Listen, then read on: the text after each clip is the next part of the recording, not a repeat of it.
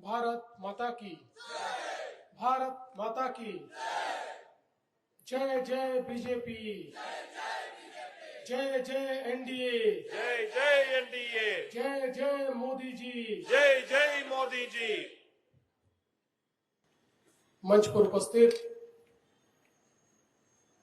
हमारी इस विधानसभा की प्रत्याशी श्रीमती अंजलि नायर, 2020 के chairman mister Sabu Jacob, NDA chairman Shri Kuttan Thunduthil, Shri K S. Saiju, Shri Vishnuvardhan Reddy, advocate P L. Babu, Shri Sumit Wankhede, K V S. Haridas, V. Gopal Kumar, Susha P S., Shri Kumar ji, Dhanesh Kumar, Radhika Varma, M S. Vinod Kumar, Shri Anupa, Shri Chalapathi, Naveen, Shri Jishnu ji, Shri K. Joshi, Shri Umesh Ullas, Shri Anil James, Rama Devi, यहां पर उपस्थित सभी महानुभाव और उपस्थित सभी बहनों और भाइयों, केरलत्तिल एंटे प्रियपट्टे सहोदरी सहोदरन मारे एल्लावर्कुम एंटे नमस्कारम। केरलम पवित्र भूमियल एनडीए विजयी पीकनम एन्नम अभ्यर्थी कुन्नु। मुझे बहुत खुशी है कि आज आप सभी के बीच मैं यहां पर उपस्थित हूं और विशेष रूप से जिस केरला में बहुत वर्षों तक बीजेपी और एनडीए ने एक लंबा संघर्ष किया, आज उसी केरला में जिस प्रकार से बीजेपी को आशीर्वाद मिल रहा है, एक मेंबर ऑफ पार्लियामेंट, एक मेयर, 2 म्युनिसिपल चेयरमैन जिसमें से एक यहां मौजूद है, 32 पंचायत अध्यक्ष और 600 कॉर्पोरेटर्स केरला में चुनकर आए हैं। मैं केरला बीजेपी को और एनडीए को बहुत बहुत बधाई देता हूं। धीरे धीरे एनडीए पूरे केरल में अपना विस्तार बढ़ा रहा है, क्योंकि मोदी जी के नेतृत्व में बीजेपी और एनडीए ये केवल विकास की राजनीति करती है, अपीजमेंट की राजनीति नहीं करती। आज जो परिवर्तन दिख रहा है, इस परिवर्तन के लिए हमारे कई कार्यकर्ताओं ने बलिदान दिया।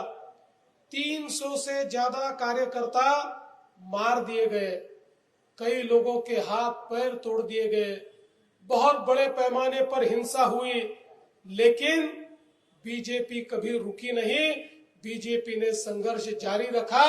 उन सभी कार्यकर्ताओं को आज मैं नमन करता हूं और मुझे बहुत खुशी है कि जिनकी दोनों टांगे तोड़ दी, ऐसे सदानंद मास्टर जी को राष्ट्रपति जी ने देश की संसद में एमपी के रूप में चुनकर भेजा है। दोस्तों, त्रिपुरा, असम, बंगाल में भी केरलम जैसी ही स्थिति थी, लेकिन पिछले 10 वर्षों में त्रिपुरा भी बदल गया, असम भी बदल गया। वहां बीजेपी और एनडीए की सरकार के आने के बाद वो विकास की राह पर चल दिया।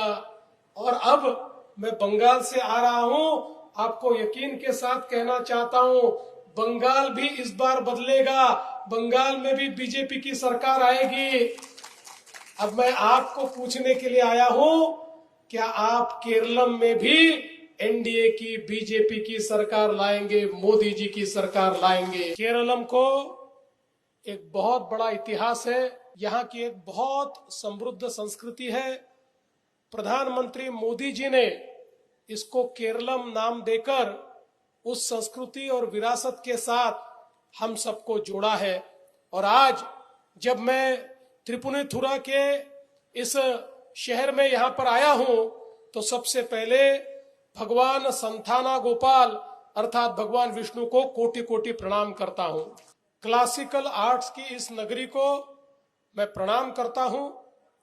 दोस्तों, कांग्रेस के जो विधायक यहां से चुनकर गए वो टोटल फेल हो गए, पूरी तरीके से नाकाम हो गए। उन्होंने जितने वादे किए थे वो खुद भी भूल गए। त्रिपुनिथुरा की संस्कृति के प्रति उनकी पूरी अनास्था हम सब ने यहाँ पर देखी है। इसलिए अगर बीजेपी और एनडीए की सत्ता आती है, हमारी बहन अंजलि जी इनको आप चुनकर देते हैं, तो हमने ये तय किया है एर्नाकुलम को इंडस्ट्रियल पावर हाउस में बदला जाएगा, कोची बेंगलुरु इंडस्ट्रियल कॉरिडोर बनाया जाएगा और यहाँ की पानी की समस्या को पूरे तरीके से हल किया जाएगा। सरकार हो चाहे न हो, मोदी जी ने हमेशा केरलम को मदद की है क्योंकि मोदी जी के दिल में केरलम है। और आप देखिए, कोची के साथ साथ विजयम अंतर्राष्ट्रीय सी पोर्ट जिस तेजी के साथ बढ़ रहा है, उस पर कंटेनर ट्रैफिक बढ़ रहा है। इस सी पोर्ट को कई दशकों तक केरलम की सरकार ने रोक कर रखा था, वंचित रखा था।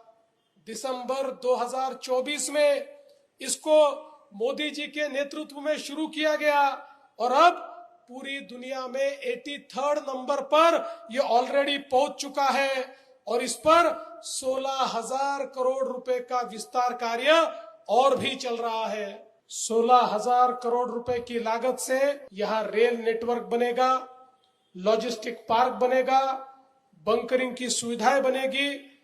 2029 तक यहाँ का ट्रैफिक कई गुना बढ़ेगा तो पूरे केरल में बहुत बड़े पैमाने पर इंडस्ट्री बढ़ेगी और केरल के तरुणों के हाथों को बड़े पैमाने पर काम मिलेगा, रोजगार मिलेगा। केरल में मोदी जी के नेतृत्व में जो रेलवे का बजट है वो 10 टाइम्स बढ़ा है। पहले केरलम को रेलवे के इंफ्रास्ट्रक्चर के लिए 372 करोड़ रुपीस मिलता था, अब मोदी जी ने उसको बढ़ाकर 3,795 करोड़ यानी 10 गुना ज्यादा पैसा केरलम को मोदी जी रेलवे के लिए दे रहे हैं। और आज हम देख सकते हैं केरलम को 3 वंदे भारत ट्रेन, 3 अमृत भारत एक्सप्रेस और उसके साथ साथ पूरे केरलम में 35 रेलवे स्टेशन का पुनर्निर्माण शुरू हुआ है और इसमें से कुछ रेलवे स्टेशन तो एयरपोर्ट से भी सुंदर बनने वाले हैं। एक जमाना था जब लोग कहते थे कि जिसके पास ऑयल है वो दुनिया पर राज करेगा, लेकिन अब लोग कहते हैं जिनके पास रेयर अर्थ है वो दुनिया पर राज करेंगे, क्योंकि हमारा मोबाइल, हमारी गाड़ियां, हमारा टीवी सब में जो सेमीकंडक्टर लगता है उसके लिए रेयर अर्थ की आवश्यकता होती है।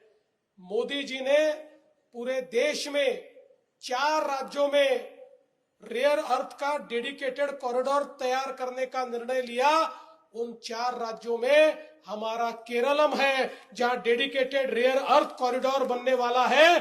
दुनिया के मैप पर केरलम को लाने का काम प्रधानमंत्री मोदी जी ने किया है।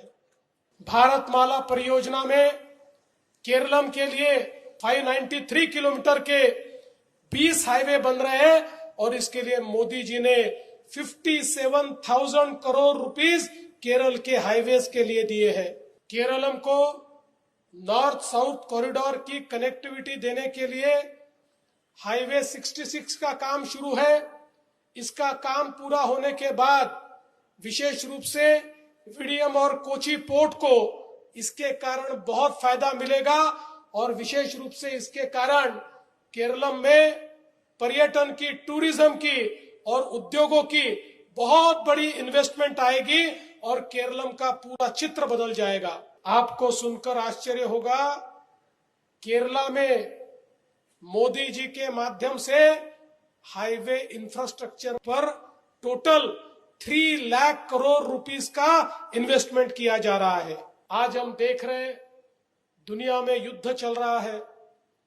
अमेरिका, इजराइल और ईरान के युद्ध के कारण दुनिया पर तेल और गैस का भारी संकट तैयार हुआ है।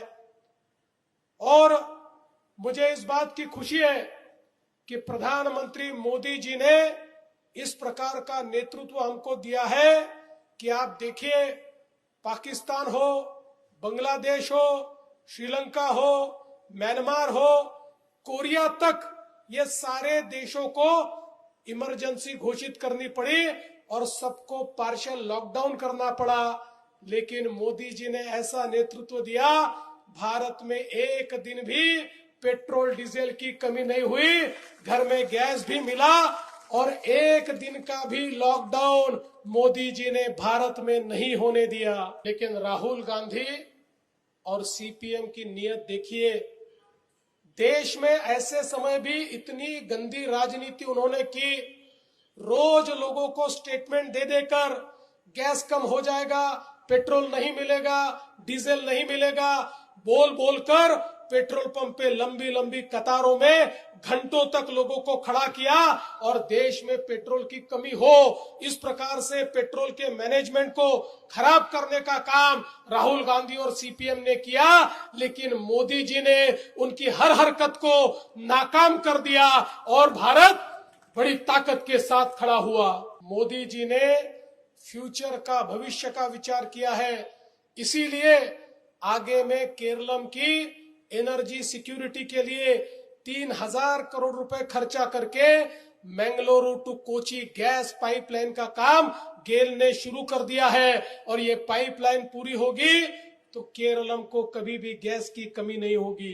केरलम के दो बड़े शहर कोची और तिरुवनंतपुरम, इन दोनों को स्मार्ट सिटी और अमृत सिटी की योजना के तहत मोदी जी ने 5,500 करोड़ रुपया, 5,500 करोड़ रुपया यहां पर दिया है। आज मोदी जी ने एक ही संदेश दिया है, सबका साथ, सबका विकास, सबका विश्वास और सबका प्रयास। इसी मंत्र के साथ सबको साथ में लेकर एनडीए और बीजेपी यहां पर विकास का कार्य करना चाहती है। एक और मोदी जी केरलम की सेवा कर रहे हैं और दूसरी ओर एलडीएफ की सरकार रोज केरला को लूटने का काम कर रही है। रोज नए नए घोटाले यहां पर हो रहे हैं और आप देखिए केरला की परिस्थिति क्या है। जो केरला शिक्षा के लिए, एजुकेशन के लिए नंबर 1 था, अब अनएम्प्लॉयमेंट के लिए नंबर 1 हो गया, इन्फ्लेशन के लिए नंबर 1 हो गया। ये केरला की परिस्थिति यहाँ के एलडीएफ की सरकार ने लाई। कभी एलडीएफ, कभी यूडीएफ, ये दोनों मिलकर केरला को ऐसा लूटते हैं, नेता अमीर हो रहे हैं और जनता गरीब हो रही। ये केरला की परिस्थिति है। ये आदि शंकराचार्य की धरती है, इसको गॉड्स ओन कंट्री कहा गया है। लेकिन लगातार एलडीएफ और यूडीएफ गॉड्स ओन कंट्री को लूटते आ रहे हैं और कई दशकों से लगातार इनका यही चल रहा है।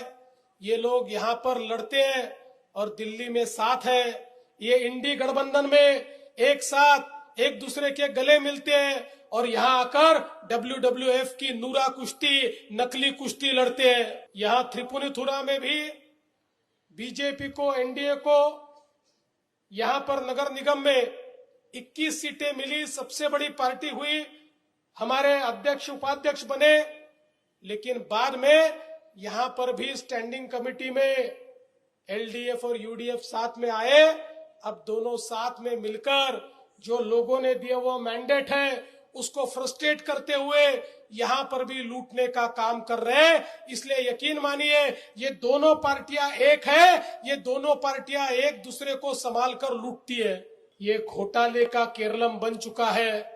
गोल्ड स्मगलिंग, मुख्यमंत्री की बेटी के लिए सरकारी खजाना खोल देना, सोलर स्कैम, बार में ब्राइबरी, पामोलिन का इंपोर्ट घोटाला, पूरी सरकार इतने घोटालों से भरी हुई है कि अगर मैं एक एक घोटाला, इनका एक एक करप्शन बताऊंगा तो कम से कम 5 घंटे मुझे भाषण करना पड़ेगा। जहां पर परंपरा को बचाना था, वही इन्होंने अपने कार्यकर्ताओं को मंदिर के बोर्डों में घुसा दिया।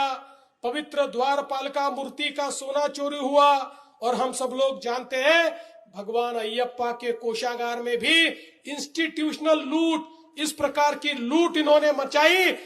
अरे मैं आपको कहना चाहता हूं, ये भगवान को नहीं छोड़ते, भगवान को लूटने वाले आप तो इंसान हो, आपको कितना लूटेंगे, इसलिए अब इन लुटेरों को घर पर बैठा दो। आज हम देख सकते हैं सीपीएम के 3 नेता चोरी करते हुए पकड़े गए। उनको बचाने के लिए कौन आया? उनको बचाने के लिए एलडीएफ आया। यूडीएफ के नेता चोरी कर रहे हैं, बचाने के लिए एलडीएफ के आ रहे हैं। और क्यों बचा रहे हैं? तो ये तीनों नेता सोनिया जी के बहुत करीब है, इसलिए उनको बता रहे। इसलिए मैं वापस कहना चाहता हूं, ये दोनों चोर हैं, ये दोनों बी टीम है। ए टीम यहां पर अगर कोई है तो एनडीए है, बीजेपी है, यही ए टीम है, यही आपको परिवर्तन दे सकती है। इसीलिए बीजेपी ने कहा है विकसित केरलम, सुरक्षित केरलम, विश्वासम संपन्नम केरलम, ये बीजेपी और एनडीए की संकल्पना है। हमने ये घोषणा की है कि गरीब महिलाओं को हर महीने 2,500 रुपए बीजेपी और एनडीए की सरकार देगी। हर वर्ष 2 सिलेंडर ये मुफ्त में दिए जाएंगे। हर घर को 20,000 लीटर पानी मुफ्त में दिया जाएगा और विशेष रूप से विधवा और वरिष्ठ नागरिकों को 3,000 रुपए का कल्याण पेंशन देने का वादा ये एनडीए ने किया है। इसलिए मैं आपको इतना ही निवेदन करता हूं, अब हमें यहां से एनडीए की 2020 की कैंडिडेट हमारी बहन अंजलि नायर जी को चुनकर देना है। उनका चिन्ह जैक फ्रूट है। जैक फ्रूट ये हमको चुनकर भेजना है। अंजलि जी को जैक फ्रूट पर मिलने वाला हर वोट ये केवल अंजलि जी के लिए नहीं होगा, वो हर वोट मोदी जी को भी मिलेगा।